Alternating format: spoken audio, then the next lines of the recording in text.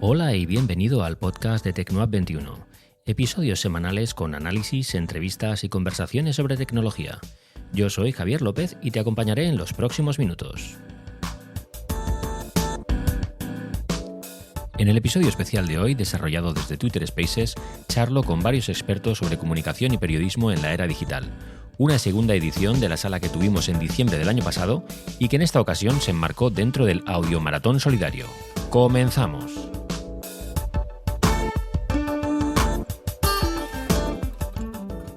Hola a todos y bienvenidos a esta nueva edición de la sala sobre periodismo, comunicación y tecnología. En esta ocasión cuento con 4 invitados excepcionales. Por un lado está Jordi Pérez Colomé, reportero de tecnología que escribe para El País. También contamos con Antonio Ortiz, creador y director de estrategia de medios digitales y uno de los fundadores de WeBlogs. Otro de los invitados es Emilio Domenech, periodista y youtuber especializado en política estadounidense que trabaja en Neutral. Y por último contamos con David Arraez, que es periodista tecnológico, conferenciante y formador en nuevas tecnologías. Los 4 demás son habituales de Twitter, aunque, como no sé si han estado en otros spaces, si alguno de vosotros tiene problemas durante la conversación, pues que no se alarme porque esto es normal las primeras veces y más aún teniendo en cuenta cómo está Twitter ahora mismo. Bueno, lo primero, hola a los 4, ¿qué tal estáis? ¿Cómo estáis? Hola, ¿qué tal? Buenas. Hola, ¿qué tal? Muy bien por aquí. Bueno, he estado dándole muchas vueltas al tema de cómo enfocar este año una sala sobre comunicación y periodismo con la tecnología como hilo conductor. Más que nada porque llevamos unos meses muy convulsos en lo que a empresas tecnológicas se refiere, con continuos cambios, despidos masivos y con el panorama de las redes sociales, yo creo que redefiniendo un poco su sentido. Sin irnos muy lejos, la propia Twitter ha cambiado radicalmente en los 2 últimos meses y podría marcar un cambio más radical para las viejas redes sociales que están viendo cómo su modelo de negocio y su base de usuarios en ciertos casos se difumina hacia otras plataformas.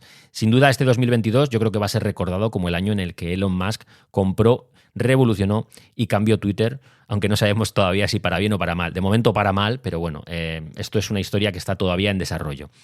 Pero más allá del ámbito tecnológico, el 2022 también va a ser recordado como el año en el que estalló de nuevo una guerra en Europa, algo que teníamos ya casi olvidado porque la guerra en los Balcanes queda muy atrás, pero que por desgracia estamos viviendo de nuevo muy de cerca. La guerra está afectando a ámbitos tan dispares como la política internacional, la capacidad de reacción de Europa frente a una catástrofe humanitaria y, por supuesto, la economía, ¿no? Que esto sí que nos afecta directamente a todos. No solo en la zona euro, que aquí hemos visto cómo subían los precios de una forma escandalosa, no estábamos acostumbrados, sino también en otras zonas mucho más alejadas, porque realmente vivimos en un mundo globalizado donde los actos de un único país puede afectar a la economía de todo el mundo.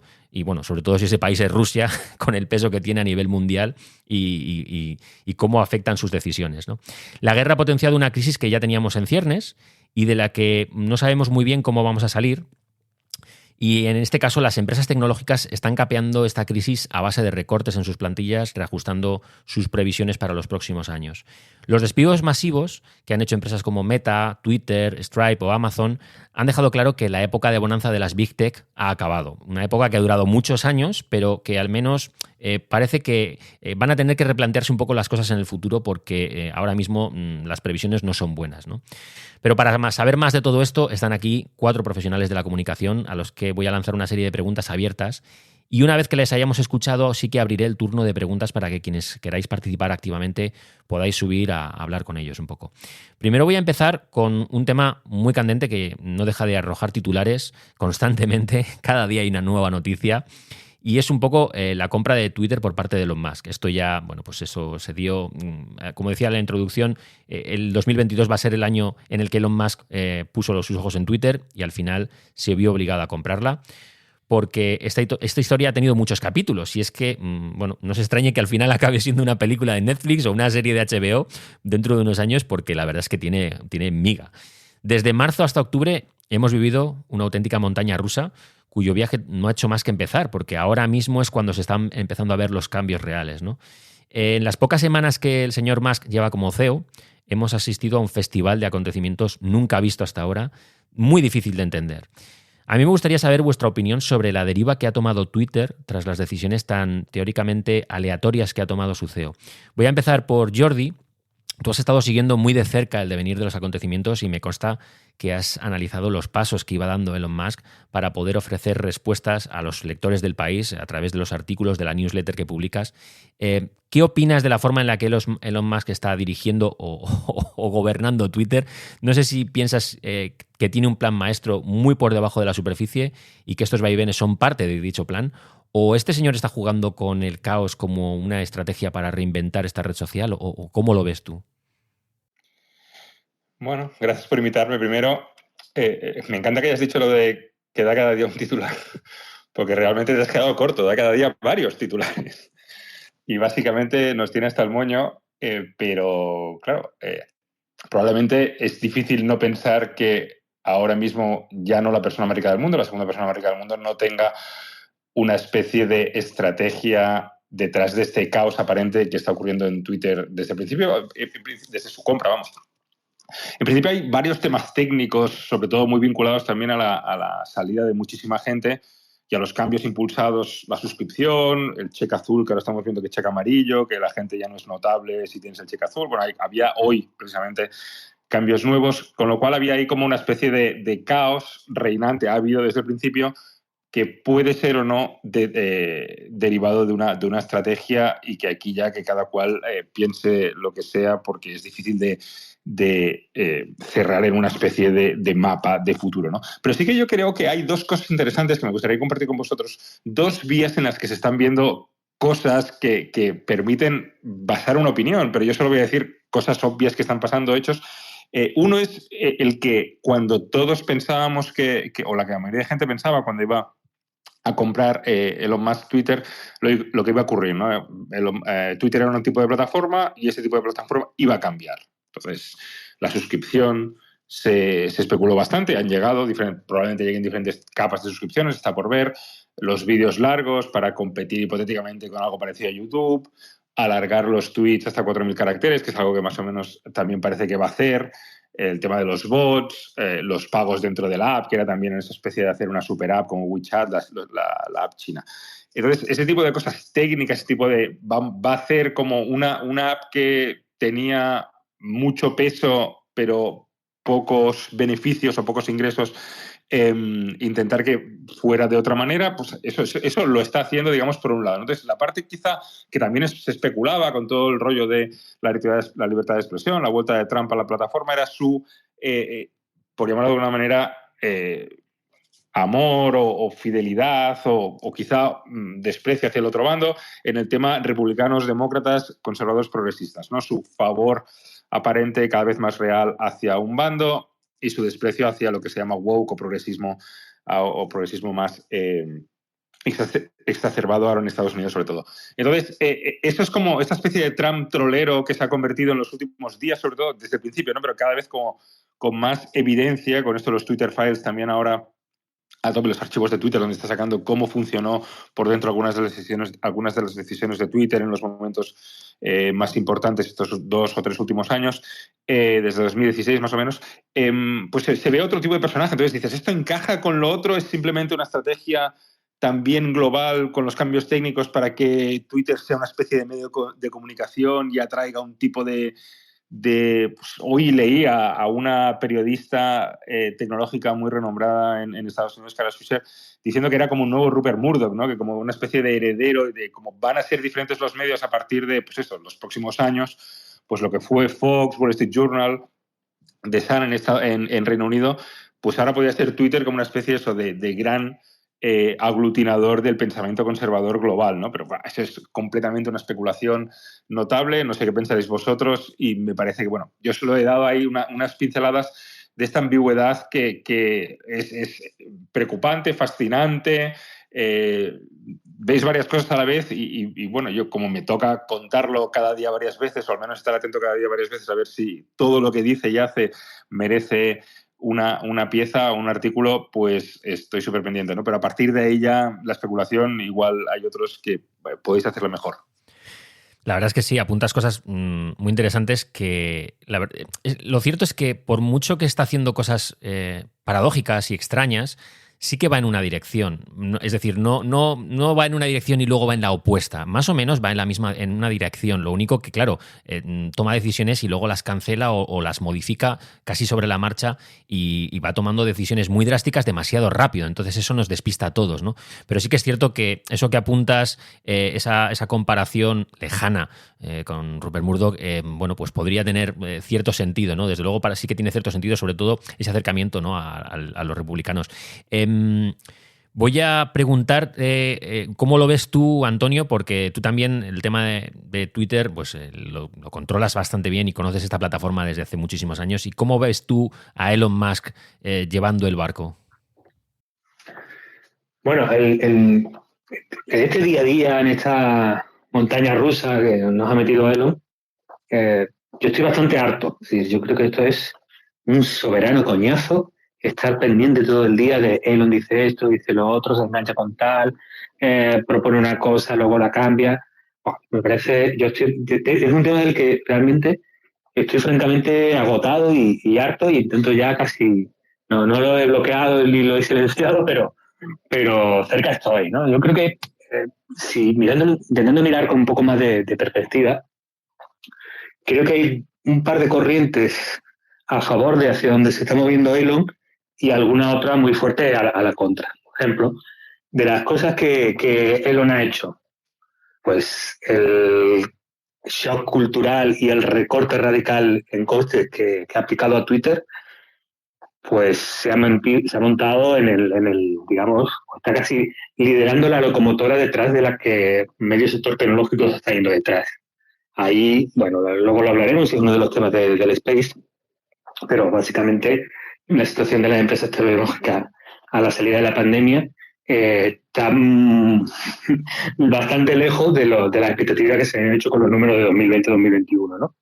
Pero bueno, en ese sentido, eso personalmente yo creo que le va a salir bien, o por lo menos los vientos le van a favor. Algo en lo que los vientos le van en contra es esa parte de maximalista de la libertad de expresión. Yo creo que ahí es una batalla perdida, es una batalla, ganada en el siglo XX, posiciones bastante maximalistas de la libertad de expresión, del contrapoder, del poder decir o expresar lo que quieras casi sin límites. Bueno, esa idea de libertad de expresión creo que cada vez tiene menos apoyo. Tiene menos apoyo en los ciudadanos porque nuestro estar y nuestra actividad en redes y plataformas cada vez nos expone más a discursos tóxicos, tormentas, perdón si uso algún tasco, ¿vale? Tormentas de mierda que nos caen un día porque hemos puesto algo en Twitter o hemos puesto algo en alguna red y se nos viene un linchamiento, cruzarnos con mensajes horribles de odio, exabruptos, estupideces, ¿no? Esa experiencia es cada vez más habitual ha sido muy habitual o la hemos vivido en primera persona muy frecuentemente en nuestra presencia pública en Internet.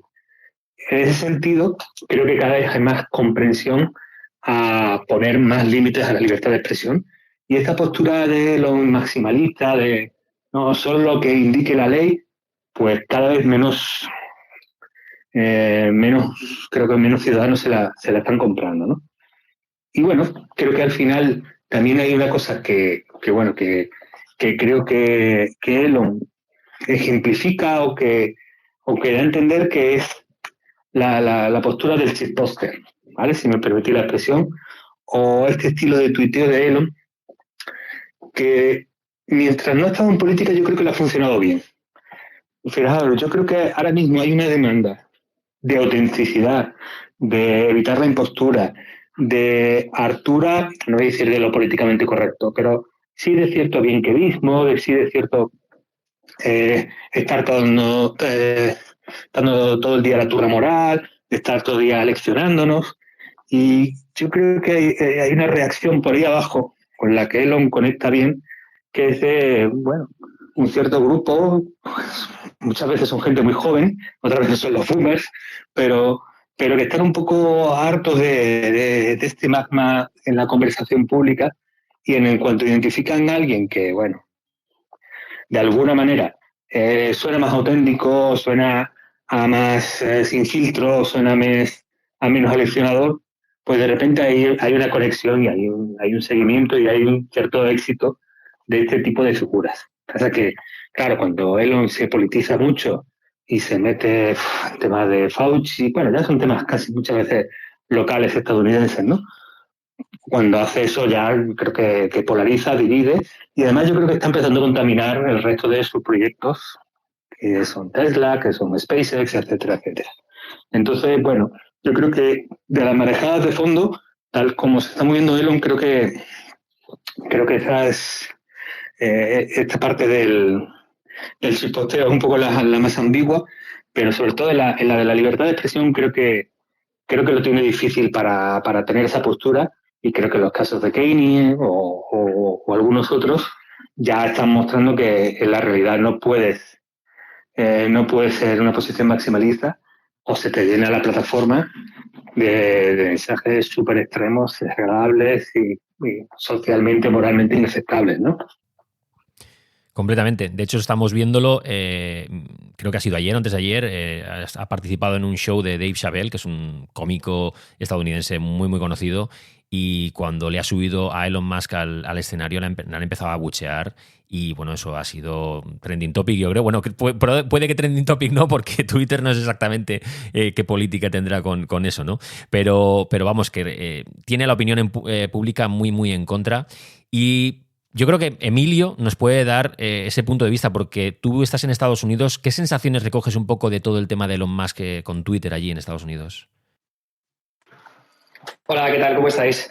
Bueno, y yo solo quiero avisar, que ya se lo he dicho a Javier, que estoy en plena mudanza y vienen justo ahora a llevarse el sofá más grande de mi casa. Cualquiera que ha hecho mudanza entiendo que sabe lo complicado que son estas cosas. Pero bueno, voy a intentar aportar mi visión y cuando eso ya os aviso y corto. Pero lo de Estados Unidos es curioso porque leía un tuit, creo que esta mañana, que decía Elon Musk se está quejando de que los trabajadores de Twitter eran demócratas en la sombra y él simplemente está siendo un evidentemente republicano, porque simplemente está comprando todos los marcos de la derecha, incluso a cierto nivel del ultraconservadurismo de la extrema derecha estadounidense, se ha convertido en esa clase de figura. O sea, el otro día estaba hablando del virus woke que está envenenando a Estados Unidos como si esa fuera la mayor prioridad de los estadounidenses, ¿no? Eso es lo primero que hay que atajar.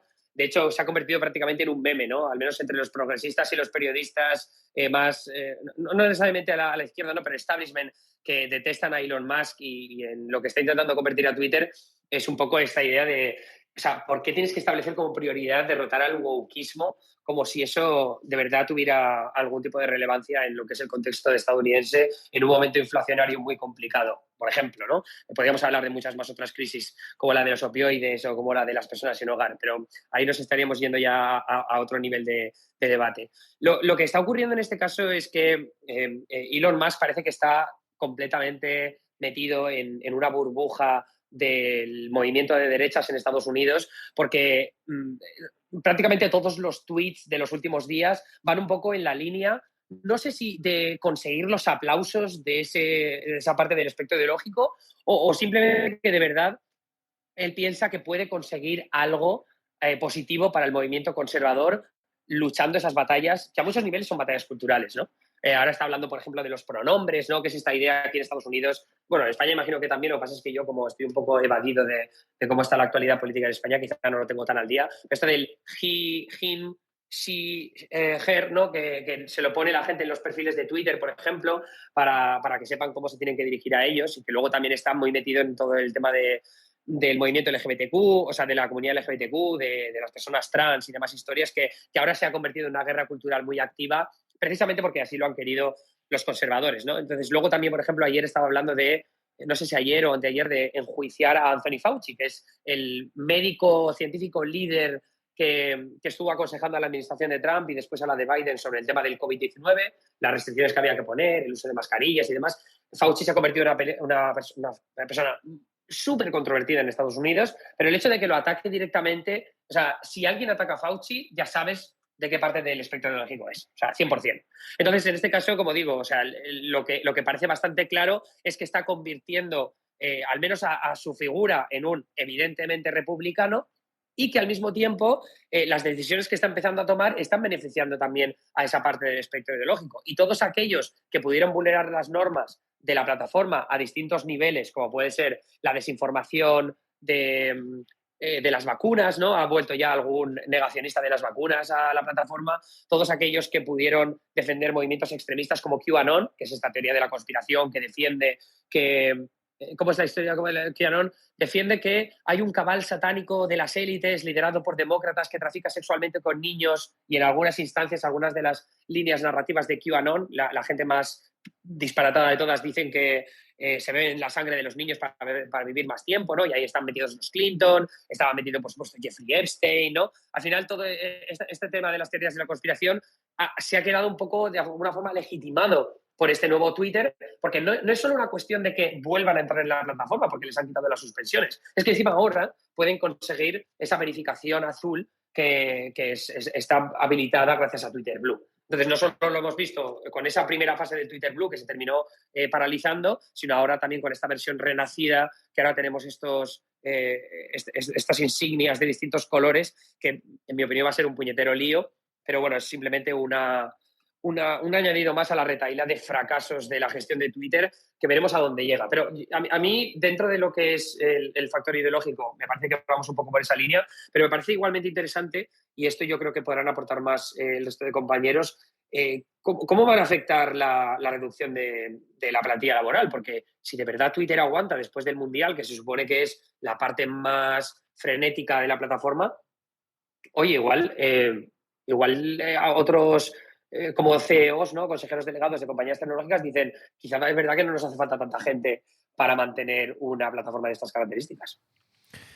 Pues la verdad es que abres un buen melón. Y aquí quizás, mira, David Arráez, te voy a trasladar la pregunta que lanza un poco Emilio. ¿Y cómo ves el panorama de Twitter ahora que está con menos de la mitad de la plantilla? Tú nos pondrás un poquito mejor en contexto porque tú tienes muchos más datos, pero ¿cómo ves Twitter ahora mismo y qué futuro le ves?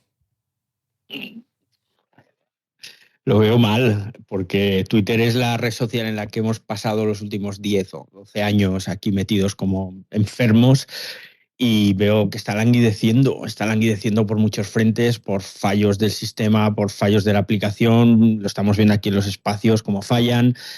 Estamos viendo cómo se han cepillado para mí, en mi opinión, han eliminado equipos clave como era el de seguridad, el Trust and Safety, el de seguridad y confianza, podríamos decir, equipos de moderación, y entonces esto está repercutiendo en los contenidos que nos van apareciendo. Ahí, en mi caso, pues se han multiplicado exponencialmente los mensajes que no van con mi timeline, que no me gustan. No solo mensajes, no te hablo de política, te hablo de temas relacionados con criptomonedas, temas relacionados con sexo, temas que te empiezan a llegar ofertas de no sé qué, de mensajes directos, bots también se han disparado. Entonces lo veo mal, porque además tengo claro, y esto lógicamente no es información, es opinión, pero tengo claro que no hay un plan.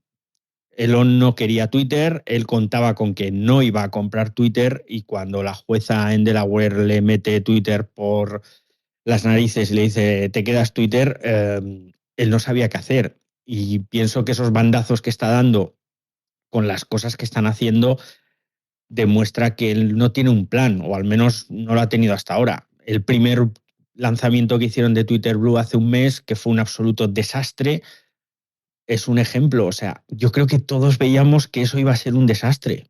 Todos veíamos que el sistema este de verificación comprada de Twitter Blue iba a provocar que la gente creara cuentas falsas y iba a traer problemas, como así ha sido.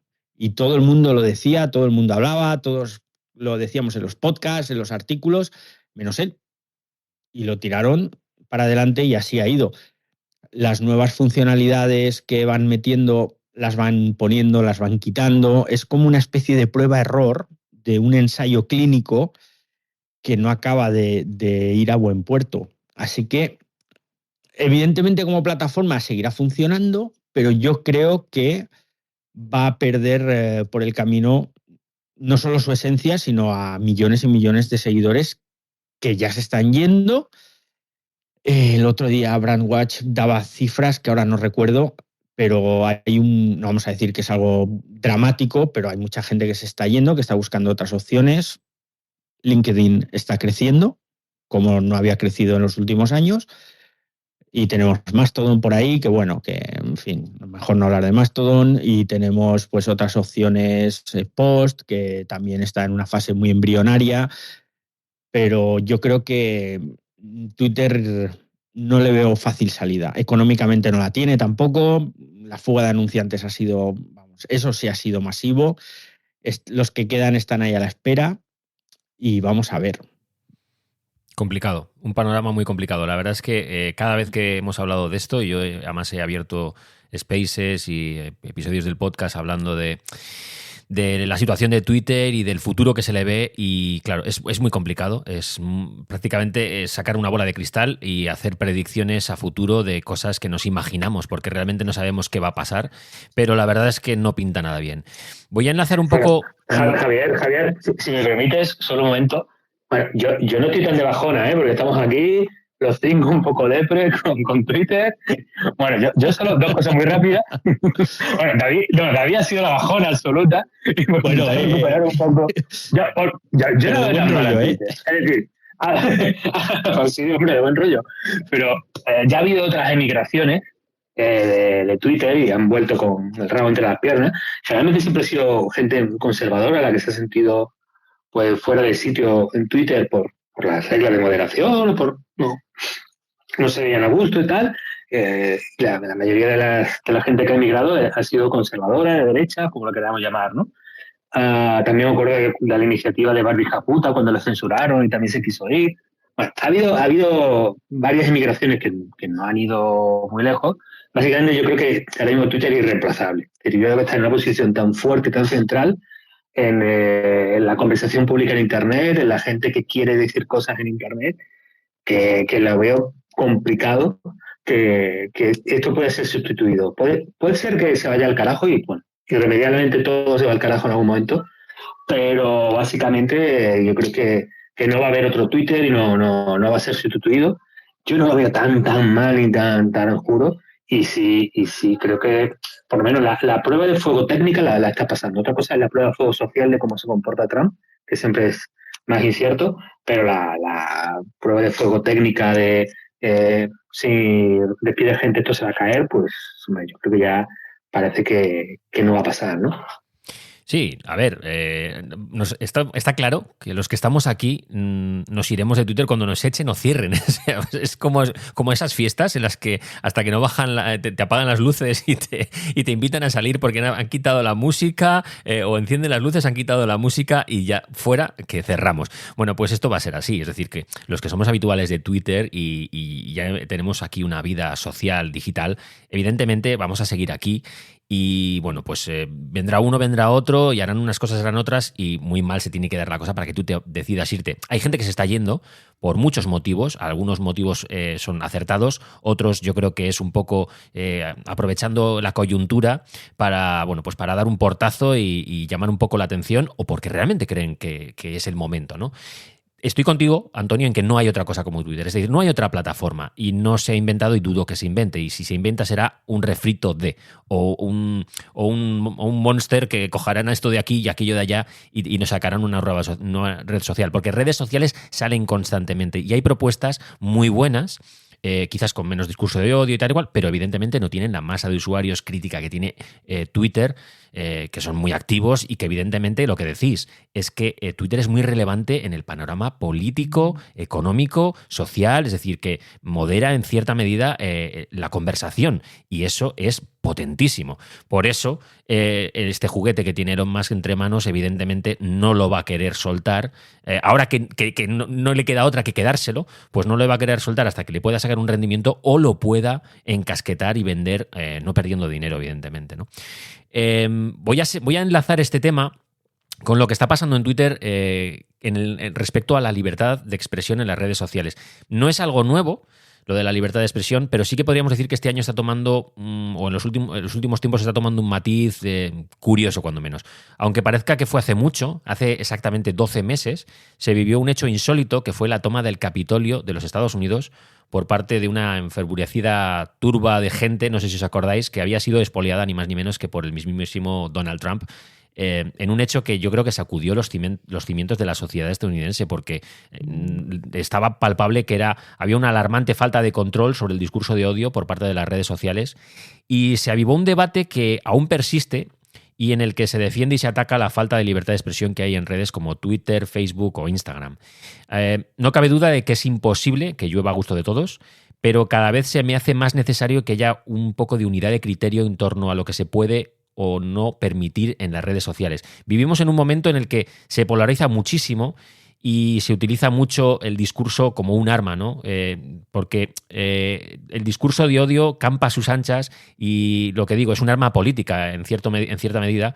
Que ahora mismo tengamos a Elon Musk readmitiendo a Donald Trump, que no quiere venir, pero le está readmitiendo, y que las empresas tecnológicas estén bajo el escrutinio de cómo y para qué se usan nuestros datos, y que la gente se esté atrincherando en bandos cada vez más opuestos, pues no nos deja un panorama muy alentador de cara al futuro.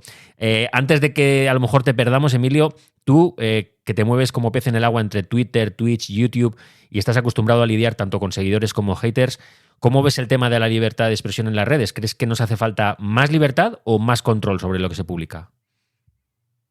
Perdona, que es que justo. ¿Te importa si responde alguien antes y te retomo yo luego? Sí, por supuesto. ¿Sí? Mira, gracias. Jordi, te voy a trasladar un poco la pregunta a ti. ¿En qué punto crees que estamos ahora mismo? ¿Estamos avanzando hacia una plaza pública más saneada o hacia un campo de batalla dialéctico más enquistado? Bueno, pues diría que lo que estamos viendo es lo inmensamente complicado que es cualquiera de las dos direcciones. Básicamente aquí, y estoy de acuerdo con lo que contaba antes Antonio, un poco para no negativizar este space tanto, aunque lo que está ocurriendo en Twitter es notable, caótico, desastroso, complicado, realmente a corto plazo, 1 año, 2 años, 3 años, vamos a estar todos aquí. La gente hace, pues, a veces con mucha razón, porque hay comportamientos dentro de la red que antes no se veían y que merecen quizá alguna reacción, que se van, pero realmente una alternativa, tienes que buscar alternativas como combinar varias plataformas nuevas, el email y tal, y evidentemente nunca tendrás la audiencia o la plataforma que hay aquí, con lo cual Elon Musk y la gente que manda ahora en Twitter es evidente que saben eso y que tienen como un margen para equivocarse durante cierto tiempo, tanto técnicamente como estratégicamente.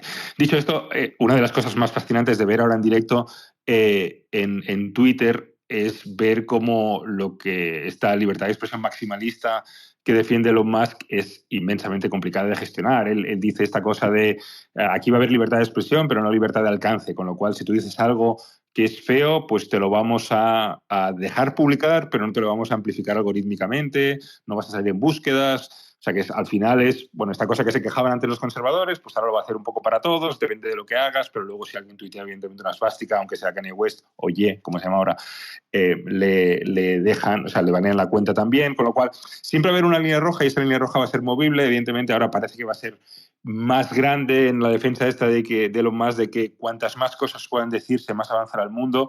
Pero es que al final la línea roja está movible, dónde está el acoso, dónde está lo permitido. Es un debate completamente infinito, porque aparte, más allá de fronteras, por ejemplo, en Estados Unidos lo ven de una manera, en Europa lo vemos de otra, en Asia, en algunos países lo ven de otra aún, con lo cual es un tema inmensamente complicado y por eso los debates son tan fascinantes. O sea, los debates son infinitos porque aunque yo ahora diga A, pues alguien va a salir no, pero es que B y C también son posibles, luego le digo yo D y luego E y F también son posibles, ¿no? Entonces, siempre hay como los ejemplos típicos del fuego en el teatro, o el origen del COVID, que al principio fue todo censurado como fake news y luego se admitió que podía ser que el origen en un laboratorio, incluso lo dijo el presidente Biden en su momento, era una teoría plausible, con lo cual todo este tipo de cosas vinculadas a la desinformación son inmensamente complicadas y esa es una de las gracias de una plataforma como esta, ¿no? Lo complicado que es gestionar el día a día de eso y la moderación, ¿no? La palabra esta que antes no existía porque moderaban los medios de comunicación con sus jefes y ahí era un poco donde estaba la plaza pública. Ahora se ha abierto esto a millones de personas en distintas plataformas y saber cada cual dónde coloca el límite, saber qué se puede decir en diferentes plataformas o en redes es difícil, crucial, y es uno de los grandes debates y que obviamente no vamos a cerrar en breve aquí en los próximos meses ni años.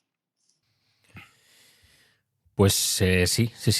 La verdad es que sí. Bueno, voy a hacer un brevísimo paréntesis antes de que hable David para comentaros que esta sala de Twitter Spaces está dentro del segundo audiomaratón solidario y os voy a poner pues una pequeña cuña sobre de qué va un poco esto.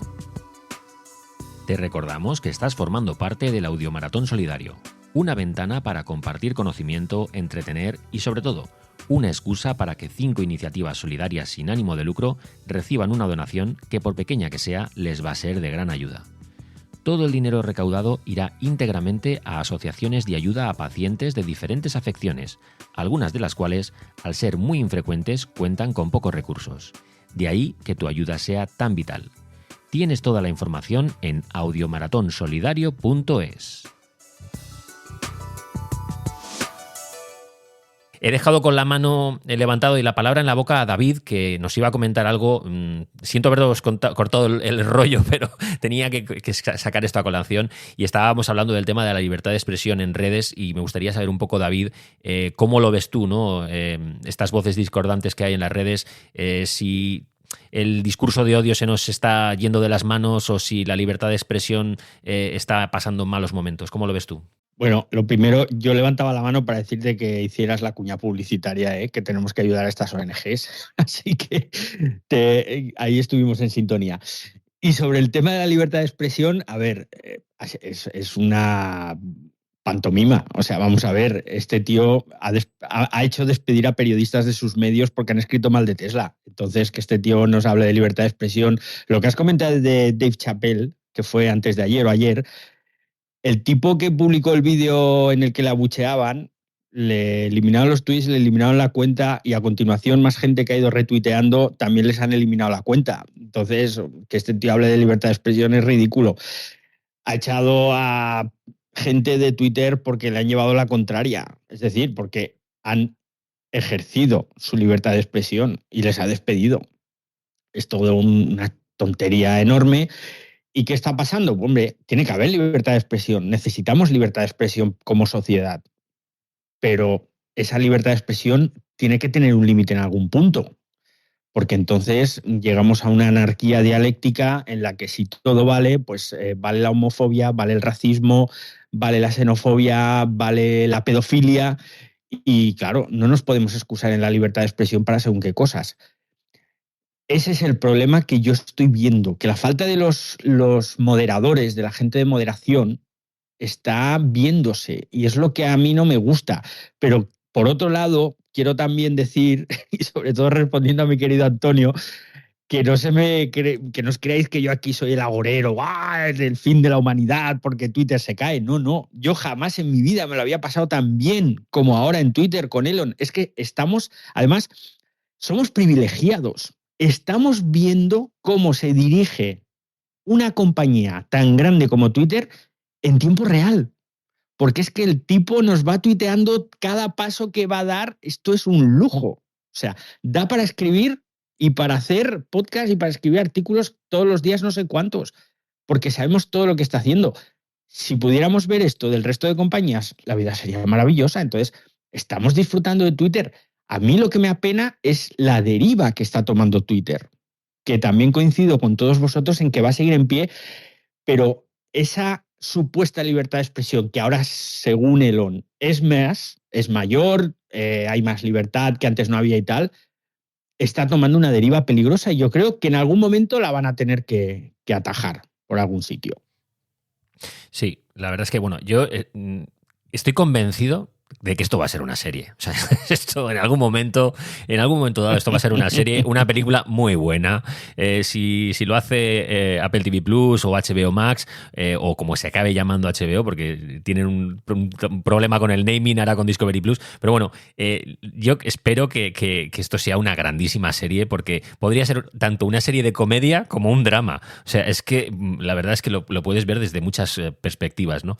Y bueno, pues yo estoy un poco con vosotros. Me gustaría también saber cómo lo ves tú, Antonio. ¿Qué análisis haces de la situación actual del tema de la libertad de expresión, el discurso de odio en redes sociales? Qué tremendo melón. Es que yo veo una cosa, que es que aunque hagamos enunciados a alto nivel, venga, queremos una plataforma en que se cuenten las cosas que son verdad y que, bueno, estamos a favor de lo bueno y en contra de lo malo. Bueno, digamos con toda la buena intención. Luego, a la hora de aterrizarlo y tomar decisiones concretas, incluso con esa política, ¿no?, de que no es maximalista de la libertad de expresión ni nada de eso, te encuentras un montón de situaciones que son pues muy complicadas si quieres meterte árbitro y juez de estas cosas, ¿no? En febrero de 2020, pues eran fake news, que iba a venir un virus que había salido en China y que podía matar a decenas de miles de personas. Era alarmismo, iba en contra de lo que decían las instituciones, los gobiernos, los estados. Fake news, ¿no?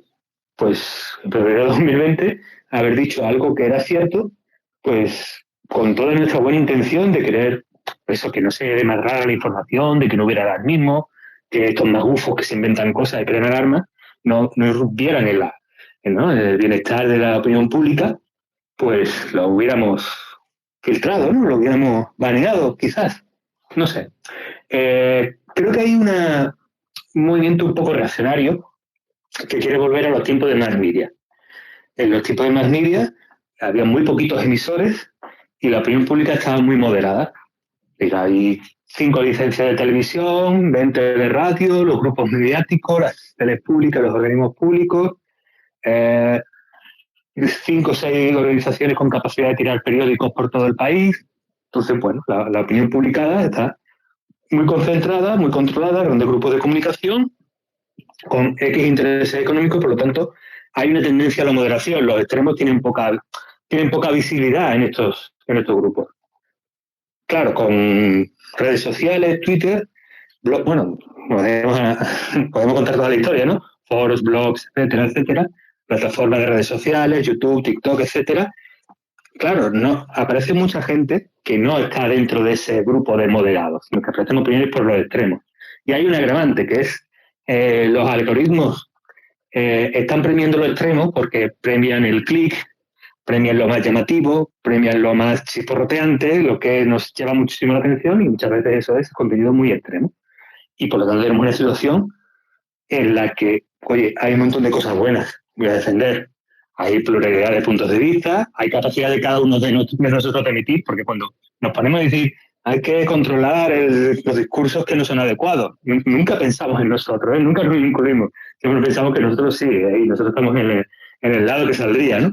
Bueno, nos ha dado altavoz mucha gente que no hubiéramos tenido carrera a través de estos grupos de comunicación.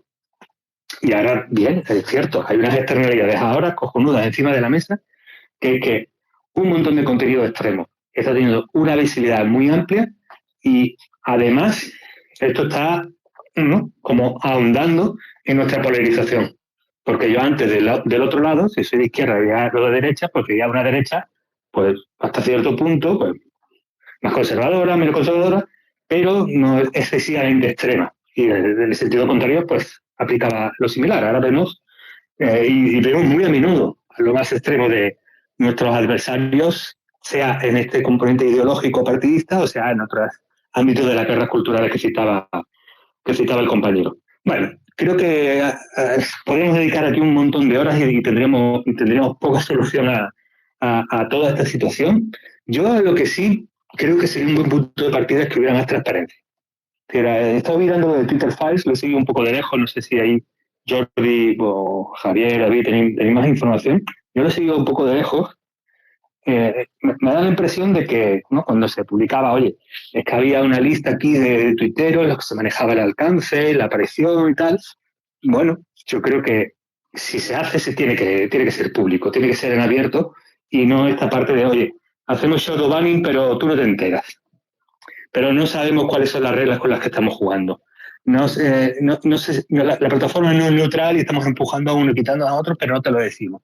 Creo que ese sería por lo menos un buen punto de partida. Si yo quiero estar en el club de Twitter, pues quiero saber cuáles son las reglas y cómo se juega, y me gustaría que las reglas fueran iguales para todos, pero esa parte de hasta ahora manejamos un poco de una manera un poco ofuscada, un poco en las sombras, esa parte sí creo que ahí sí le doy un punto a Elon, si lo que está denunciando, y le quitaría un punto si, si no lo hace, es decir, si empieza a aplicar esto, pero en otro sentido. Bueno, lo dicho, en la parte de libertad de expresión, yo soy un tío del siglo XX, por lo tanto soy un partidario de una libertad de expresión bastante amplia. Creo que meternos a censores y meternos a cortar discursos nos mete casi siempre en callejones sin salida, y que si queremos más regulación y queremos pues que los límites estén claros y sean conocidos, creo que se puede hablar claramente de legislación. Vamos a legislar y vamos a ver hasta qué punto el Estado quiere dar un paso más en el control del discurso público, ¿no? Sí, legislar evidentemente traza líneas y, bueno, las líneas en ciertos puntos son interesantes, son necesarias. El problema es que las líneas se pueden interpretar de muchas formas, o al menos hoy en día a todo se le puede dar la vuelta. David, tienes la mano levantada, estoy convencido de que quieres aportar algo. Sí, solo una... Ay, espera, que cómo se quita la mano. Sí, Antonio, que acaba de mencionar el tema de los Twitter Files, de shadow banning, hoy hemos sabido que la cuenta ElonJet del programador Jack Sweeney, que es un tío que tiene esa cuenta que hace un seguimiento del avión de Elon Musk, bueno, tiene 30 cuentas que hacen lo mismo, de aviones de personas conocidas, y cada vez que hay un movimiento aéreo de ese avión, pues pone un tweet. Pues le están haciendo shadow banning por orden de Elon Musk, y lo hemos sabido hoy, lo ha publicado Business Insider, y bueno, pues estamos viendo que dice una cosa y hace también la contraria. Entonces, es importante. Me molaría a mí los Twitter Files, los he estado siguiendo con mucho interés, y me encantaría también ver todos los Twitter Files que hay en Twitter y no todos los que van en la misma dirección. Explica un poco explica para los no iniciados el shadow banning. Podríamos traducirlo como ofuscación, digamos. El algoritmo lo que hace es que tú puedes provocar que ciertas cuentas o las publicaciones de ciertas cuentas desaparezcan del timeline de la gente. Entonces yo sigo a X personas, y si una de ellas, por orden de la compañía, pues le aplican este shadow banning, esta ofuscación, es que no sé cómo traducirlo en realidad, yo diría ofuscación, pues entonces sus tweets no me aparecen en mi timeline. Y no me aparecen, e incluso pueden ocultarlo en las búsquedas. Entonces puedo poner una cuenta en una búsqueda en el buscador de Twitter y no me aparece esa cuenta. Entonces tengo que ir buscando hasta el final de la lista, abajo del todo, pum, pum, pum, aunque haya puesto el handle perfectamente, pero no me aparece en el primer resultado. Y vas buscando. Entonces, es la segunda página de Google, pero a lo bestia, ¿no? Pero en Twitter, hablo del buscador de Twitter. Sí, no. Digo que, vale, ya te entiendo. Que la traslación sería como esa segunda, tercera página de Twitter, pero a lo bestia y en redes, evidentemente, sí. Efectivamente. Entonces, bueno, pues yo creo que es un poquito feo eso, pues que estén haciendo esto. Además que lo del tema del jet de Elon es que es absurdo. Es que es una información pública que encontramos en Flightradar. Lo único que han hecho ha sido automatizarla para que se lance un tuit, ¿no? Entonces, bueno, no sé. Exactamente lo llaman, a ver si me acuerdo, visibilidad restringida en grado severo. Eso es como lo llaman. Y cómo se llama la jefa de confianza y seguridad de Twitter que hay ahora, bueno, no recuerdo su nombre. Ella Irwin. Ella Irwin es la que se ha filtrado a Business Insider, que dio la orden de ese filtrado de visibilidad heavy, pesado. Así que bueno. Jordi, cuéntanos. Nada, era para aclarar esto. La gracia es lo que, para concluir un poco lo que decían Antonio y David, el shadow banning, que es eso que decía de esta restricción temporal, en principio es sobre todo voluntario, con lo cual en lugar de borrar algo se reduce su visibilidad, que es lo que va a hacer ahora Elon Musk, que ha dicho que va a hacer también, con lo cual simplemente se decide dentro de la red lo que se deja ver más sin borrarlo, que sería lo que el usuario ve. Y lo que decimos ahora de este chico que publica trayectorias de aviones privados, sobre todo él se hizo famoso porque publicaba la de Elon Musk, y Elon Musk presumió que ahora que tengo Twitter, él ya le intentó que borraran esa cuenta, ahora que tengo Twitter sigue haciéndolo. Es él el que dice que le han shadowbaneado, digamos, que le han hecho esta especie de ofuscación. Entonces, claro, porque no hay manera, no tenemos la transparencia de saber, como decía Antonio, esto, ¿puedo saberlo? ¿Podemos saber qué se está, a qué nivel estáis ocultando algo? Pero claro, entonces se perdería quizá esa idea de no, si lo que estamos haciendo es que exista pero no se vea, pero entonces ¿por qué no se ve? Entonces, claro, llega un momento ahí que si tienes que hacer normas de la comunidad, o sea, es una especie de bueno, pues como el Talmud, que sería una especie de normas y normas y normas infinitas sobre algo que es al final eso, no deja de ser una norma tras otra, porque, por ejemplo, también lo de Dave Chappelle, ¿no? Pues ha habido alguna cuenta que ha desaparecido, probablemente haya desaparecido porque alguien la ha borrado, porque tal, pero es evidente que podemos sospechar de que han sido desde dentro de Twitter, pero eso provoca que haya otra gente, el efecto Streisand, ¿no? Que haya otra gente que cuelgue esos vídeos, lo hemos visto todos, el vídeo de Elon Musk silbado en San Francisco, y ahora él dice que había una pelea y con lo cual no le silbaban a él, en fin. O sea, que eso es lo que va a ocurrir, lo que ha ocurrido siempre, lo que va a seguir ocurriendo, mande quien mande, me parece, en Twitter. Sí, la verdad es que sí. Voy a pasar a otro punto de los más llamativos de este 2022 en lo que a tecnología se refiere, y que es el claro retroceso que están sufriendo las grandes del sector. No solo en sus previsiones de crecimiento a futuro, sino en sus planes actuales. Hemos visto cómo Meta daba un giro inesperado a su política de contrataciones y daba marcha atrás, despidiendo de forma masiva a casi toda la plantilla que había contratado este 2022. Fue un reajuste que no solo no inspira confianza en el futuro del metaverso, que esto está también por verse un poco qué va a pasar, sino que nos indica que algo está cambiando en la tecnología de consumo. Durante muchos años hemos visto como cada vez pues cobraban más importancia y más relevancia las Big Tech, y han pasado a ser las empresas con mayor capitalización bursátil del mercado, recopilaban ingentes cantidades de valiosísimos datos y, bueno, pues hacían vitales, ¿no? Se hacían vitales en nuestro día a día, y la verdad es que hoy es muy, muy complicado vivir sin las Big Tech, ¿no? Todo esto auspició crecimientos y beneficios récord, pero ya se sabe que todo lo que sube baja, y aunque no parecía que fuéramos a ver llegar ese día, pues parece que está llegando el momento en el que las cosas cambien, al menos un poco, no drásticamente, ¿no? Seguramente no van a cambiar a lo que teníamos a finales del siglo XX, porque no vamos a volver a ese punto, pero desde luego vamos a tardar, yo creo, que en ver crecimientos como los de la década pasada, que había una bonanza casi exagerada, ¿no? Antonio, tú llevas muchos años escribiendo y analizando un poco la actualidad de las grandes empresas tecnológicas, y tienes una visión de conjunto que a mí se me antoja vital para entender un poco lo que estamos viviendo ahora. ¿Tú qué crees que podemos esperar de las Big Tech en 2023? ¿Van a seguir siendo las empresas relevantes que son, o estos despidos masivos los van a seguir empresas más pequeñas del sector, y el camino que han iniciado pues al final va a hacer que haya una reestructuración de las empresas tecnológicas? Pues es que lo has explicado muy bien, Javier. Hemos vivido 10 años de, no sé cómo calificarlo, de borrachera, de flipe máximo, de exuberancia de expectativas. Bueno, en general, ha coincidido también con una época de subida de tipos de interés, de bajos tipos de interés, de bonanza también de las bolsas.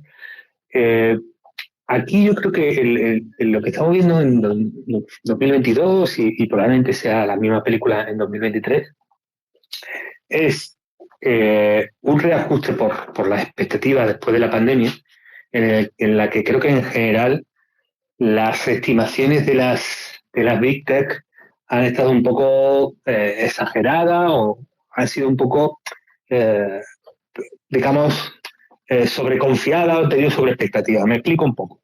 Fijaros, ¿cómo se llama el anterior? Bueno, en el COVID-8, 9, bueno, hubo una epidemia también por un virus muy similar al COVID-19, pero que quedó en la región solo pues, China y cierta parte de Asia, pero no llegó a Europa.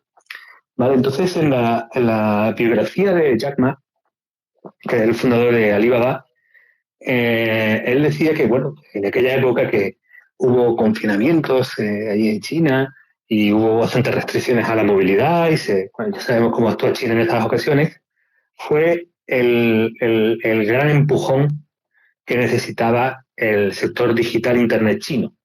Es decir, a partir de ahí mucha gente que por primera vez hizo transacciones, compró en un comercio electrónico, etcétera. ¿Qué es lo que pasó? Que cuando acabó esa pandemia, que por fortuna no llegó mucho más lejos, esos hábitos que habían empezado se quedaron.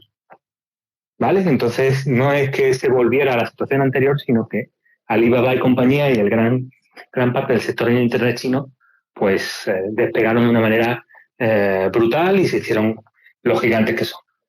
Con el COVID-19 y a nivel mundial, o si queréis lo centramos un poco más en Occidente, claro, la expectativa razonable podría ser, bueno, pues una sociedad ya madura, con gran penetración de digital.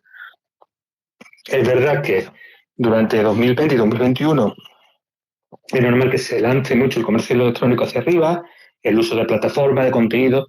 Todos los creadores, todos los que trabajáis ahí en medio, sabéis que hicimos récords de tráfico, que había mucha más gente mirando pantallas, mucha más gente que nunca mirando pantallas. Pero lo esperable es que una vez que se acaben los confinamientos, que demos por regresada a la normalidad, lo normal era una regresión a la media, quizás un puntito o dos puntitos mejor en el sentido de más consumo de contenido o más comercio electrónico que previo a 2020. ¿Qué es lo que ha pasado un poco? Pues creo que algunas lo han reconocido, vieron en la pandemia lo que era un pistoletazo de un crecimiento, de una aceleración de un crecimiento que ya venía y que probablemente se fuera a mantener. Cuando ha llegado 2022, síntomas de enfriamiento del consumo, se dan cuenta de que, oye, esta regresión a la media pues se da y las expectativas de crecimiento ya no son tan altas, pues ha llegado la hora de los CEOs de guerra. Hemos tenido una época de los CEOs súper creativos, más idealistas, que hablan mucho de valores, que hablan mucho del futuro, y ahora llega una era de CEOs mucho más financieros, de medidas mucho más mirando el Excel, y además una era en la que yo creo que podemos ver una suerte de decepción. Las Big Tech son buenas en 3 o 4 cosas que consiguen escalar. La publicidad online, el cloud computing, las plataformas de contenidos y si acaso los pagos. 3 o 4 cosas que son grandes negocios que están ahí y que escalan y con las que hacen dinero. Pero toda la parte en que estas empresas se flipan y van a hacer pues metaversos de realidad virtual, súper no sé qué, o inteligencias artificiales, bueno, ahí le veo un poquito más de crédito por las novedades que hemos visto los últimos meses, o bueno, toda esta parte de vamos a hacer muchísimas más cosas que cambien el mundo, todo eso ahora pasa a segundo plano porque la parte financiera va a tomar el control. Sí, estoy contigo al 100%. A mí me gustaría saber un poco cómo lo ves tú, Emilio, porque tú vives en Estados Unidos y allí es donde se están dando los despidos masivos en las grandes tecnológicas y es donde está la mayoría de las plantillas, ¿no? No sé si está cambiando algo en la opinión pública sobre la aura de las Big Tech o si es un poco nuestra impresión por ver esas cifras, ¿no?, mareantes de los miles de trabajadores que se van a la calle y del cambio, ¿no?, que está pasando, que estas empresas solo contrataban y ahora de repente despiden a lo bestia. Entonces, yo no sé cómo se está viviendo esto desde allí, desde Estados Unidos. ¿Cómo lo ves? Yo precisamente tengo a algunos amigos que han perdido su trabajo en alguna de estas compañías. Otros se han librado por los pelos, por ejemplo. Tengo un amigo que está en Lyft, que es como una Uber que hay aquí en Estados Unidos, y han quitado el 20% de la plantilla. También tengo amigos que estaban al menos en Meta o algunas compañías de ese estilo y que han sido parte de esos despidos masivos que yo creo que por un lado han reavivado de alguna forma algo que ya se veía viendo en las tendencias políticas de los últimos 2 años. No sé si recordáis en octubre del año pasado que se puso como nombre a ese octubre como Striketober, porque hubo muchas huelgas distintas pidiendo mejoras salariales, pidiendo también mejoras en las condiciones de trabajo. Vas en un país donde las protecciones laborales son muy pequeñas, ¿no? O sea, aquí, por ejemplo, la baja remunerada por enfermedad o la baja remunerada de paternidad no está protegida a nivel federal. Entonces, ahora esto solo hace que resucitar de alguna forma la necesidad de protecciones, porque es que muchas de estas compañías ofrecen ese tipo de protecciones, pero en el momento en el que se establezca, pues sobre todo por parte de lo que es la clase corporativista, se establezca esta narrativa de que, ojo, igual no necesitamos contratar a gente, ojo, que igual tampoco necesitamos ofrecer tantas ventajas para nuestros empleados, pues aquí es cuando de alguna forma resurge, como digo, este debate más desde el punto de vista progresista de exigir a nivel legislativo que se protejan los derechos laborales de los trabajadores. De todas maneras, esto yo creo que es un proceso en marcha, también te digo. Entonces, no sé si será una cosa de los próximos meses que veamos un reinicio de ese debate, pero en lo que refiere a la opinión pública de las Big Tech que me preguntabas, creo que una cosa va de la mano de la otra, ¿no? O sea, creo, por un lado está todo esto que tiene que ver con los despidos masivos y esa idea que, ojo, que no son tan buenas estas empresas, ¿no? Que podemos vincularlas un poco más a esa idea anterior de las grandes corporaciones, por ejemplo, las Big Oil, ¿no? Las grandes petroleras o los grandes bancos o las grandes farmacéuticas. O sea, ya un poco como se empieza a asignar ese tipo de villanización a las Big Tech, que viene un poco por ese lado, pero especialmente por las controversias que han acumulado las Big Tech en los últimos años, con la vulneración de la información personal de sus usuarios, con... es que claro, Facebook y Meta en general se ha metido en tantos líos últimamente, y yo creo que ha acaparado quizá incluso de forma injusta algunas de las mayores cagadas o pifias de las Big Tech, pero creo que se está generalizando y no tengo dudas que Elon Musk lo que va a hacer es certificar de alguna forma esa imagen como villanizada que se tiene de las Big Tech y de sus grandes como consejeros delegados, especialmente en esa parte del espectro ideológico más a la izquierda, porque la derecha, bueno, está clarísimo que ahora esto va a ser visto como el Mesías, ¿no? Prácticamente Elon Musk, que nunca será tan gracioso como Donald Trump, pero al menos se está ganando la amistad de la derecha gracias a todas esas guerras culturales que mencionaba yo antes. Bueno, y suerte tenemos que todavía no le ha dado por la política. No le ha dado por entrar en este circo, porque entonces a lo mejor ya teníamos titulares, bueno, no digo cada día, tendríamos cada hora un titular, porque la verdad es que... Tiene un ego tan desmesurado que no me descarto que lo intente dentro de relativamente poco. No lo descarto yo tampoco, porque si gente como Schwarzenegger llegó a donde llegó, pues ¿qué podría conseguir este hombre, ¿no? Es decir, que... Aparte que en Estados Unidos les encantan los casos de éxito, bueno, a todo el mundo, ¿no? Pero en Estados Unidos yo creo que son como más llamativos, y yo creo que el aura que tiene Elon Musk es el de un tío que no sé si se ha hecho a sí mismo, pero desde luego ha creado una fortuna como Jeff Bezos, y ha cambiado el mundo, ¿no? Con SpaceX, con Tesla y demás. Y eso, bueno, pues al final arrastra mucho. También es verdad que, visto cómo está gestionando Twitter y los despidos y demás, bueno, pues ahora mismo no es el tipo más popular del mundo, pero cuidado, porque es que esto nunca sabes qué deriva puede tomar. Jordi, ¿tú crees que estamos ante un fin de ciclo con este tema de las Big Tech de cara a los próximos años? ¿Crees que habrá un cambio de paradigma o esto es algo coyuntural, puntual para este año 2022-2023? Yo creo que pueden ser las dos cosas. Para no alargarme mucho, la idea esta de que Elon Musk es como una bisagra después de lo que ocurrió en 2016, esto entramos en una segunda o una tercera o una cuarta era de las redes, de las plataformas, donde están más villanizadas y donde su futuro depende de ingresos mucho más concretos, pues puede ser, ¿no? Pero a mí sí que la idea esta de que lo dijo Jack Dorsey, el cofundador de Twitter, un poco, ¿no? La idea de que las empresas estas ganaban tanto dinero o tenían tantas opciones de ganar dinero en los siguientes años, en estos últimos 5 o 10 años, que lo que hacían era, en lugar de estar trabajando para que la plataforma funcionara mejor, había un grupo de gente, un grupo sustancial de esa gente que estaba trabajando en posibles proyectos futuristas desde el metaverso a cualquier cosa tangencial que no fuera core, que a Amazon, por ejemplo, le dio también con Amazon Web Services y cosas que han ido surgiendo, pero no, que ya directamente como tuvieras un grupo de gente pensando en cómo ocupar espacios de otras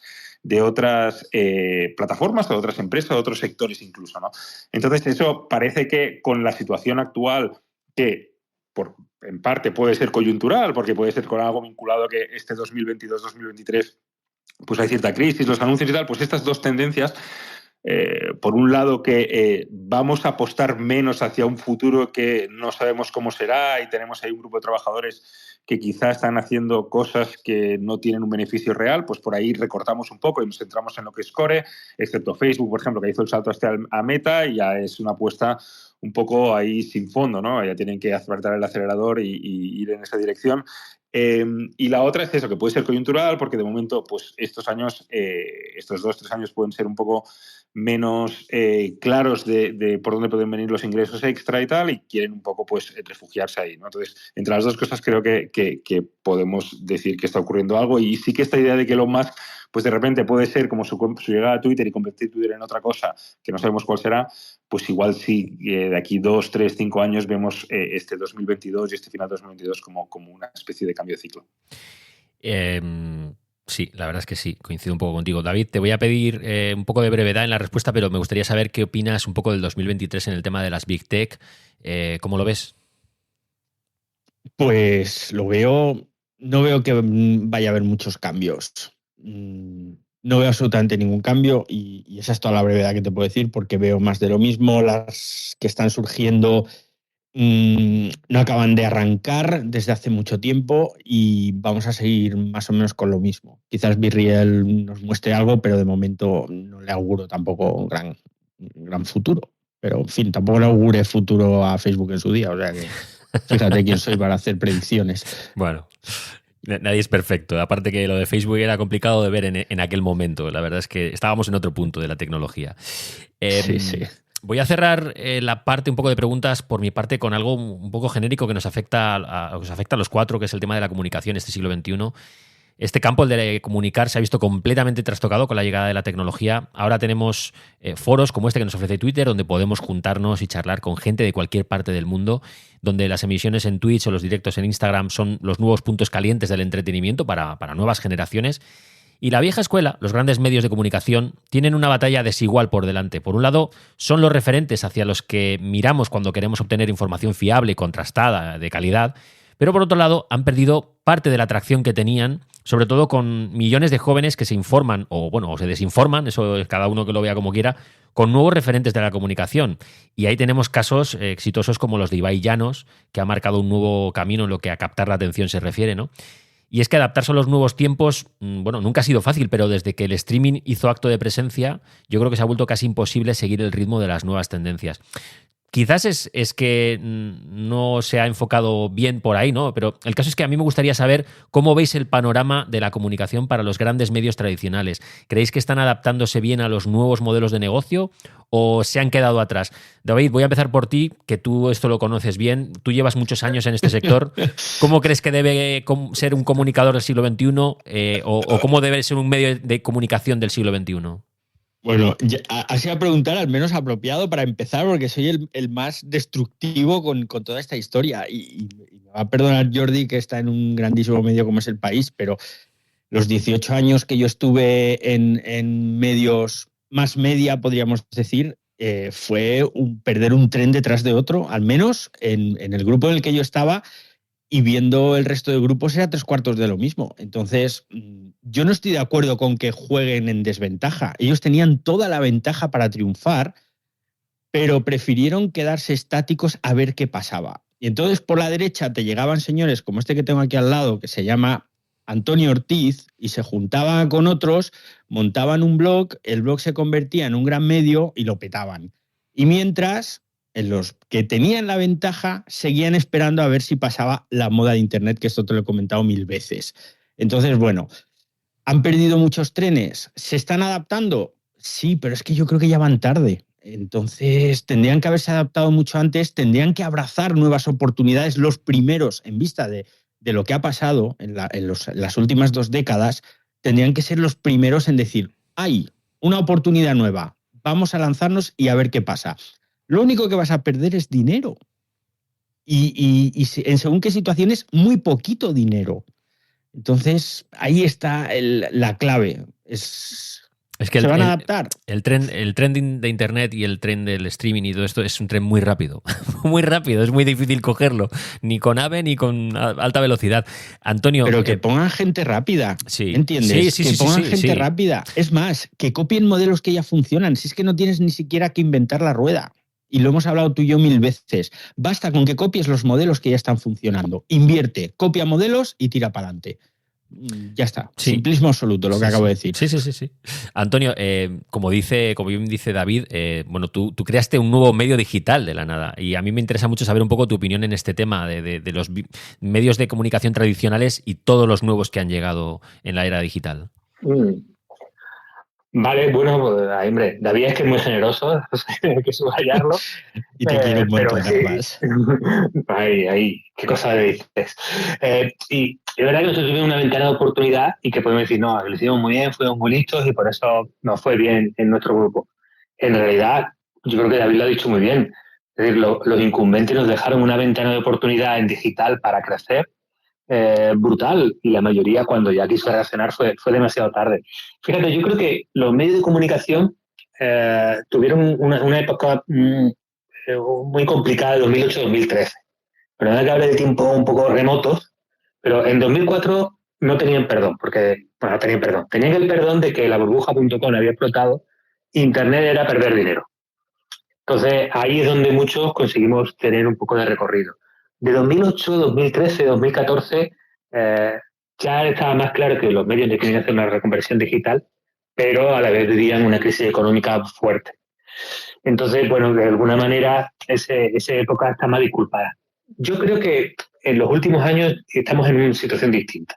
Yo creo que ya todos los medios están súper convencidos y muy centrados de que digital primero, digital es central, Internet es el futuro, nuevas narrativas.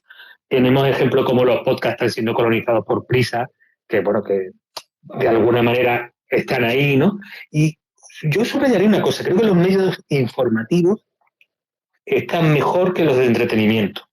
Es decir, yo creo que Rubius, Ibai, Per, Cristinini, toda esta generación no voy a decir que son Telecinco, pero sí ocupan el espacio de entretenimiento generacional que ocuparon las teles para los Gen X, los Millennials y para los Boomers, ¿no?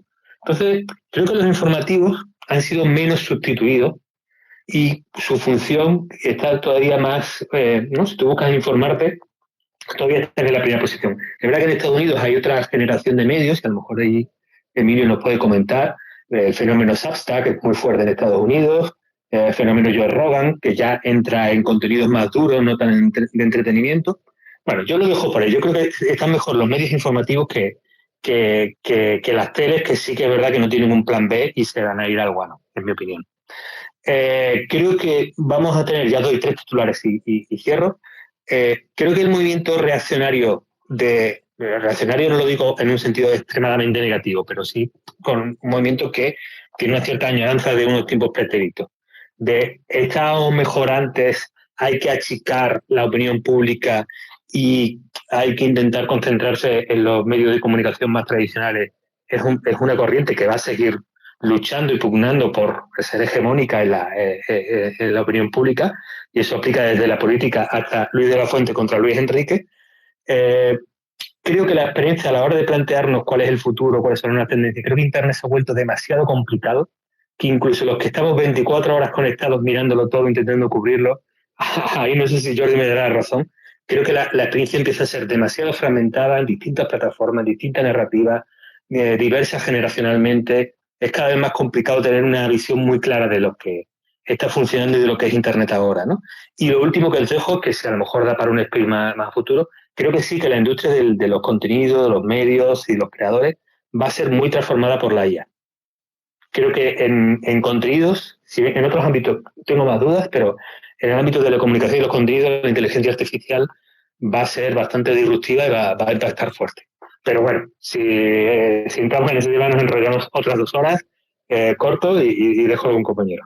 Sí, ese es un melón que hoy no podemos abrir, pero desde luego es el melón del 2023 porque lo de chat GTP o, vamos, el tema de la IA, bueno, es que va a ser el pelotazo del año que viene.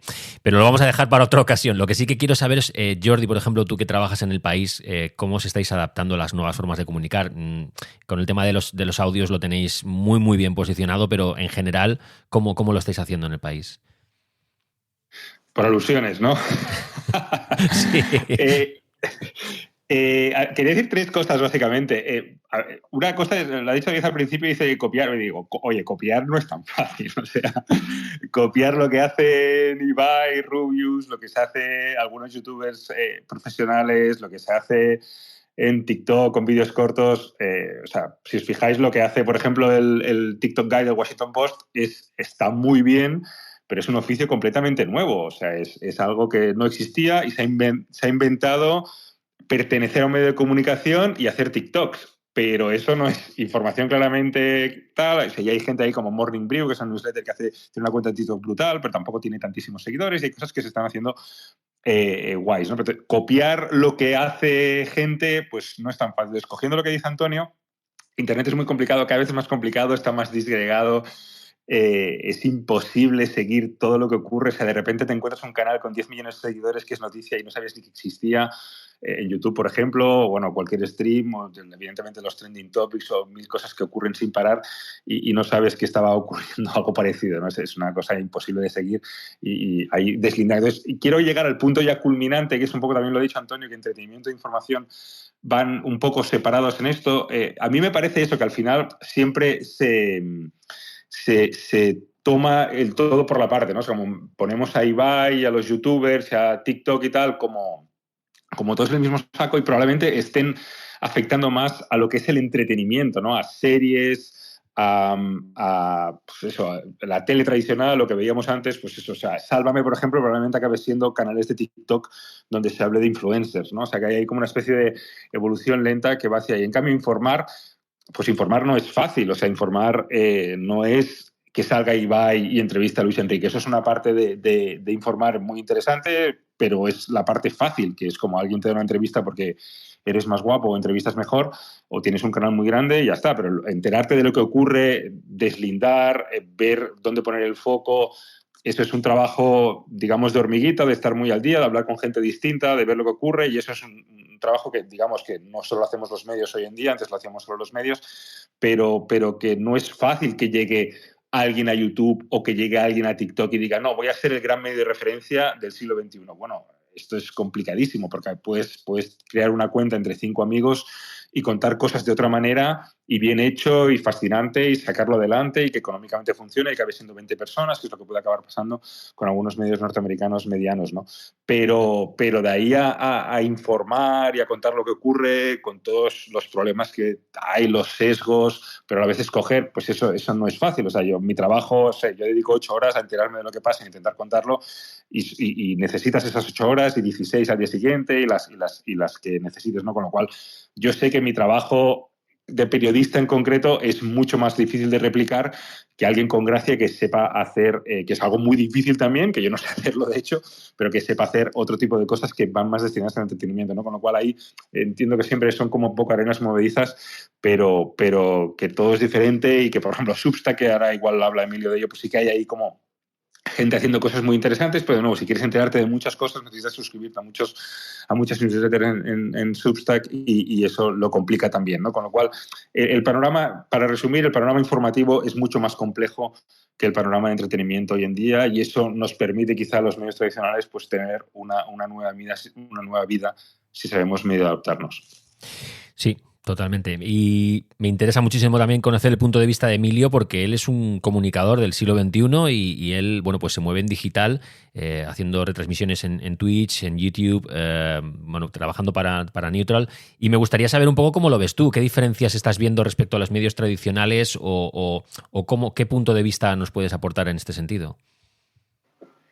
¿Qué tal? Pues yo diría que una de las cosas más interesantes que estoy viendo en Estados Unidos desde hace unos años tiene que ver con la personalización, ¿no? O sea, por un lado tienes esta parte del periodismo que gira en torno a figuras del periodismo, es decir, hacia nombres, Y ahora, por ejemplo, con Substack, ¿no? Que es esta plataforma de newsletters, lo estamos viendo más que nunca. Es decir, en Matthew Iglesias, que fundó Vox, el medio de comunicación en Estados Unidos, o sea, si no se hubiera producido esa transformación de los medios de comunicación de los últimos años hacia esa personalización o ese personalismo, no lo habríamos visto nunca abandonando Vox y yéndose a una plataforma por su propia cuenta. Lo hemos visto también con Glenn Greenwald, ¿no? Que es este periodista que ha hablado mucho sobre Brasil, que entrevistó a Edward Snowden en su momento, que ha montado también su propia newsletter.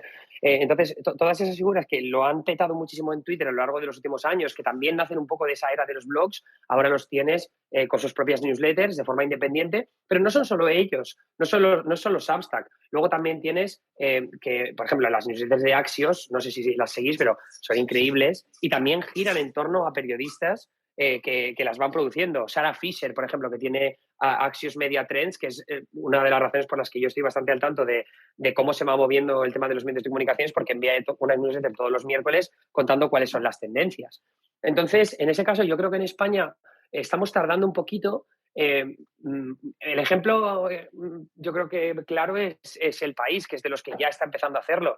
Yo me aficioné a la política estadounidense gracias precisamente a Joris Pérez Colomé porque leía Obama World, ¿no? Y después dije, ¿por qué ha tardado tanto El País en darle una maldita newsletter? Igual que a Kiko Llaneras, ¿por qué han tardado tanto en darle una newsletter? Aquí estoy criticando un poco al País, pero al mismo tiempo les estoy agradeciendo haber ofrecido esa ventana porque me parece muy guay que ahora dos figuras que creo imprescindibles del periodismo en España están teniendo su propia ventana y están como de alguna forma con esa personalización llegando a tu bandeja de entrada, que me parece siempre como bonito, ¿no? O sea, que de repente, mira, Jordi me ha enviado un email esta mañana y entonces te pones a leerlo y te informas y además es todo con un tono un poco distinto a la pieza periodística indispensable del periodismo español, que son las 600 malditas palabras que tenemos corresponsales increíbles en un montón de partes del mundo que están haciendo 3 o 4 piezas de 600 palabras todos los días, que a mí me parece un poco desperdicio, la verdad. Entonces, creo que esa evolución, si no la vemos, alguien se va a adelantar y va a conseguir acaparar todo ese público que ahora mismo no están consiguiendo. Y lo mismo se va a ver pues con plataformas como Twitch, como YouTube. Creo que en cierta medida estoy de acuerdo que el entretenimiento que hay ahora mismo en ese tipo de plataformas no va a tener como ¿cómo lo explico esto? O sea, que la gente se puede terminar aburriendo, puede terminar pasando página. Pero con la información varía todo el rato. Entonces, mantener una estabilidad o mantener una constancia en lo que refiere a la cobertura informativa en ese número de plataformas y sobre todo con esa personalización, creo que es sin duda el futuro y la razón por la que el periodismo puede seguir muy vivo y más innovador que nunca, salvo que la inteligencia artificial nos quite el trabajo a todos, claro. Bueno, eso lo veo complicado porque yo sí que estoy un poco contigo en que ese punto de vista personal, esa firma de autor es lo que quizás yo estoy viendo la tendencia hacia ahí, hacia que la firma de autor cada vez tenga más valor, quizás no centrado tanto en la persona, sino en el mensaje que transmite, pero sí a través de una persona concreta, ¿no? Que sí, que está vinculada a un medio, que muchas veces los periodistas estáis vinculados a un medio, pero al final la newsletter es la de Jordi, ¿sabes? O quiero decir que al final lo que te llega es un mensaje concreto de una persona y vale, sí, está vinculado a un medio y demás, pero yo creo que esa opinión, que no olvidemos que más allá de los datos, pues las opiniones son todas subjetivas, pero es algo en lo que cada vez se están apoyando más los medios porque tiene un valor intrínseco que eso sí que no es replicable por una IA. Una IA te va a poder hacer excelentes artículos analíticos de datos, pero en cuanto a lo que es dar opiniones, bueno, puede que me coma mis palabras de aquí a un año, porque como esto avance a la velocidad a la que está avanzando, a lo mejor me llevo una sorpresa, ¿no? Pero desde luego yo creo que el punto de vista personal, esa experiencia que te la da la persona, eso es, yo creo, que lo que va a marcar un poquito la subsistencia de esa información a través de los comunicadores, ¿no? del siglo XXI, que evidentemente sí o sí se van a tener que adaptar a los nuevos medios. Si no los inventan ellos, se van a tener que adaptar a los que ya estén. Eso lo tengo clarísimo. Voy a cerrar por aquí un poco la sala porque llevamos 1 hora y media, llevamos muchísimo tiempo. Y bueno, la verdad es que voy a dejar que suba Pablo un momento porque supongo que quiere hacer algún comentario, alguna pregunta y enseguida vamos a cerrar. Muy buenas, Pablo, ¿qué tal? Hola, buenas. Bueno, estoy escuchando vuestro debate y me parece muy interesante. Yo trabajo en comunicación corporativa, en redes sociales, en una empresa educativa. Y bueno, pues mi punto del periodismo actual y de los nuevos comunicadores, bueno, es un debate muy intenso. Por un lado, podemos decir que efectivamente hay nuevas narrativas, ¿no? que los comunicadores actuales nos tenemos que adaptar a estas narrativas, pues como Twitch, como TikTok, como muchos otros canales que están surgiendo y que si queremos llegar a las nuevas generaciones tenemos que adaptarnos. Un ejemplo que yo veo muy evidente es un periódico sin querer hacer publicidad porque ni me paga ni tengo beneficio ni nada, que se llama Es Decir Diario de Sheila Hernández, no sé si lo conocéis en Instagram, que tiene más seguidores que el ABC, que La Razón, y que muchos periódicos nacionales, y que simplemente se dedica a publicar información, a publicar noticias y bueno, pues creo que eso es uno de los ejemplos que hay que ver, que hay que seguir. Y también creo que habría que diferenciar también un poco de lo que estáis hablando, ¿no? Gente que son muy buenos comunicadores como Ibai, de periodistas que a lo mejor consumen actualidad durante todo el día. Ibai a mí me parece un excelente comunicador, pero por ejemplo yo me he escuchado entrevistas y yo como periodista las haría distintas, ¿no? Porque Ibai son, desde mi punto de vista, son entrevistas muy amables, que no se meten en ningún jardín, que no hace preguntas comprometidas a sus invitados, y yo creo que la labor del periodista también tiene que ser eso, un poco buscar también un poco la noticia desde el respeto, intentar preguntar, intentar sacar noticias, y creo que eso de momento gente como Ibai todavía no lo consigue, aunque obviamente también hay que aprender de cómo él llega a las nuevas generaciones. Entonces creo que sí que como comunicadores en la actualidad pues tenemos que buscar nuevas narrativas, nuevos canales de comunicación y estar muy al día para llegar a todos los públicos posibles. Sí, totalmente. Muchas gracias, Pablo, por subir y por dar tu punto de vista y tu enfoque, porque efectivamente hay nuevos comunicadores que están haciendo las cosas muy bien, están captando mucha atención. Evidentemente, cómo lo hacen ellos, seguramente no es como lo haríamos los demás, pero cómo lo hacen ellos es lo que triunfa, es lo que funciona y siempre se puede aprender. Yo creo que una cosa que hizo mucha pupa a lo que es el periodismo tradicional fue ver cómo gente con una forma de trabajar completamente distinta, con una operativa diferente y con un desparpajo pues muy natural, se estaba haciendo un hueco o estaba captando una atención que antes estaba limitada pues a otro tipo de comunicadores, ¿no? A otro perfil. Y eso de que se abran nuevos perfiles, yo creo que enriquece bastante el panorama en general. Al final, la gente sigue lo que quiere seguir. A la gente tú no le puedes obligar a que te sigan. Te van a seguir si te quieren seguir porque tienes algo interesante que contar y la forma en la que lo cuentas, tu forma de contarlo, es única y diferente y es la que ellos quieren, la que eligen, ¿no? Por encima de las demás. Eso es algo, es probablemente la norma no escrita de este siglo XXI, de que no hay una fórmula concreta que tú sigas y que esa te lleve al éxito. Las formas para el éxito están por descubrirse. No se pueden replicar porque lo que hace uno no tiene por qué tener el mismo efecto y de hecho no tiene el mismo efecto cuando lo hace otro. Clonar, pues evidentemente tiene esa desventaja de que te sabes como el clonador del otro, ¿no? Entonces, bueno, todo esto da para muchísimo. Pero la sala se nos ha ido muchísimo de tiempo. Yo había propuesto que fueran 60 minutos, ya vamos más de 90 y el tiempo de los invitados es muy, muy valioso. No quiero robarles ni un minuto más.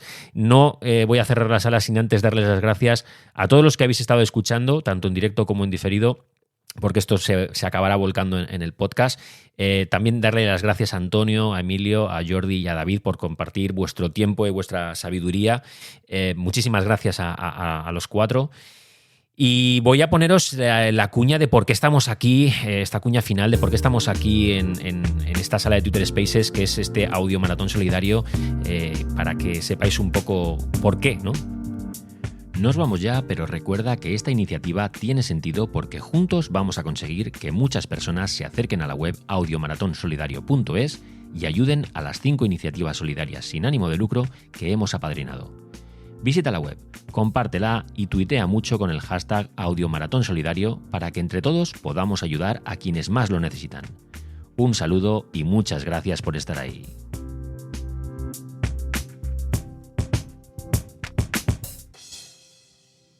Pues lo dicho, muchísimas gracias a todos. Si queréis decir algo de despedida, David, Antonio, Emilio, Jordi, es el momento. Nada, gracias a vosotros. Lo mismo digo, muchas gracias, ha sido un rato estupendo.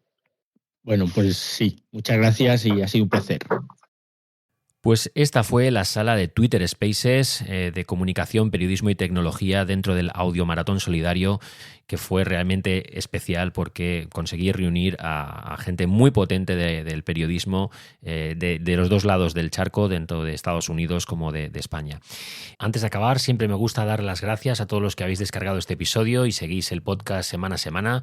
Que sepáis que hay un montón de episodios con entrevistas, análisis y demás, y seguro que hay muchos que os pueden interesar. Y os emplazo a que la semana que viene escuchéis el episodio especial de Navidad que he grabado junto con mis viejos amigos, ese famoso Tecnocharlas en el que nos reunimos para hablar un poco de lo más destacado del 2022. Y los dos últimos episodios del año van a ser un poco pues recopilatorios de qué es lo que ha ocurrido este 2022 y qué esperamos que pase en 2023. Sin más, me despido. Muchísimas gracias por estar ahí. Un cordial saludo.